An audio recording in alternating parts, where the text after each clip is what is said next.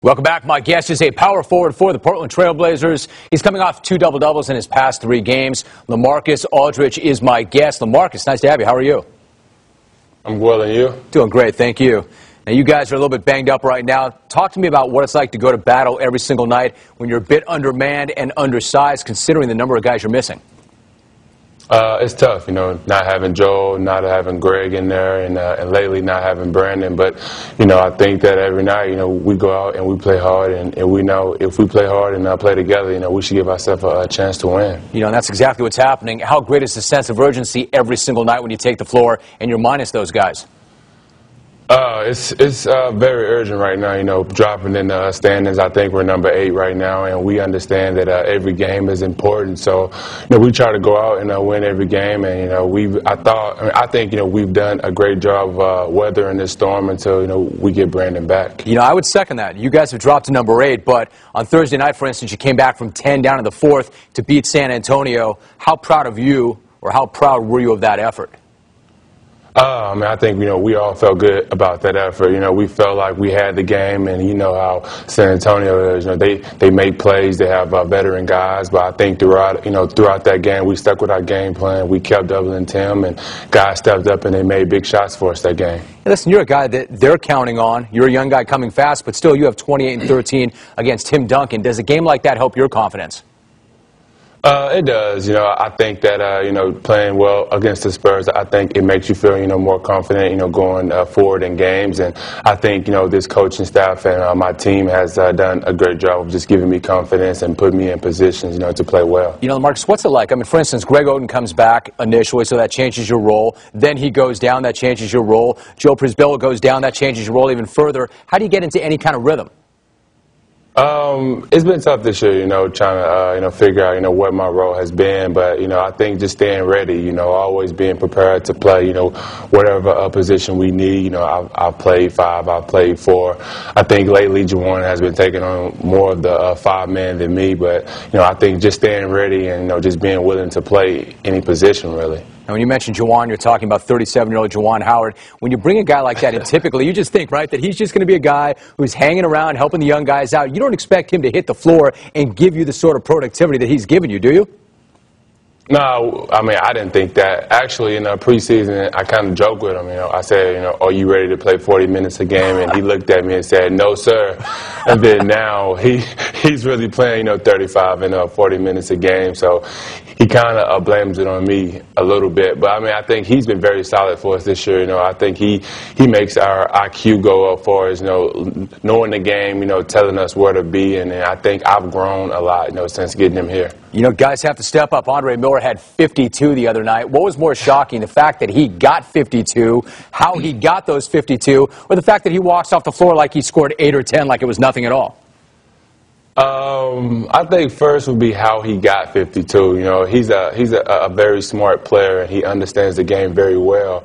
But if you watch that film, I think he took 1 3, and the rest of the points were in the paint. So we said after the game, they're gonna see the stat sheet and say we had like 60 points in the paint, and Andre Miller had 50 of them in the paint. Yeah, not only that, did he get off the floor even once that night?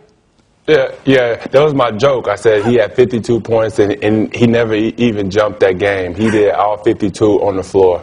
It's amazing. You go back to last summer, and you got that big contract, so it had to be a big relief not to have to worry about that. But you are a Texas guy through and through. Did any part of you want to look around and maybe test free agency? It was tough, I think my agent, and myself, we sat down and, and we, looked at all my options. I love being here in Portland. I love the fans. I think we have a great, young nucleus here, and, I love being here. So, at the end of the day, we wanted to get my deal done, and I wanted to stay here. So what do you do about leadership? You get that big contract. Brandon Roy has the big contract. Is it his team? Is it your team? Or how do you kind of share the leadership in that locker room? I think we take turns. I think it's really his team, but I try to do my job of leading, being more vocal, trying to get guys going. And I'm more of the type where I'm going to lead by going hard and doing the things rather than really yelling about it. So I try to lead by example, rather than going out and just doing all the talking. But I think we kind of work together, being leaders. All right, your Longhorns have lost 6 of their last 8. They've got Kansas coming up. Hey, break that one down for me. What are their chances? How do you see it? I just found out that we lost the last game, but it's tough. I think that they have a great team. I think our faith depends on if Dexter Pittman comes into the game and plays well. If he gets in early foul trouble, it's going to be tough for us to get going. I think Damian James has to play well for us and be patient. I watched one game where he was getting double teamed and he kind of got frustrated. But I think if those 2 guys can be solid for us and get it going, then our guards can take care of the ball, and we should win. There you go. Hey, how much better are you right now for having spent those couple of years with UT? A lot better. I always tell, people who are younger or who ask me about going to college, I say, really it changed my game. I went from high school really not, a jump shooter, really just being strictly down on the post. I got hurt my first year. I really worked on my shot, and I came back my second year, and I was able to, be a pick and pop player and a low post player. So, without going to school, I never would have got that, that part of my game added. One last thought. You had lunch as a high school senior with Shaq O'Neal. He actually invited you to lunch. What did he tell you that day, and how much of an impact did it have on you? He told me, he said, go to school. He said, you're going to have fun and you're going to experience things that you cannot experience on the NBA level. He said, you don't understand that when you get to the NBA, that's a job and you're playing against grown men. And when you go to college, you have the team, the camaraderie, the still, chance of being a kid and having fun, and you can learn more. He said in the NBA, it's not really a learning curve. It's like, either you produce or you don't. So he told me I should go to college, and I did. Good advice. LaMarcus, great to have you on the show. Thank you very much.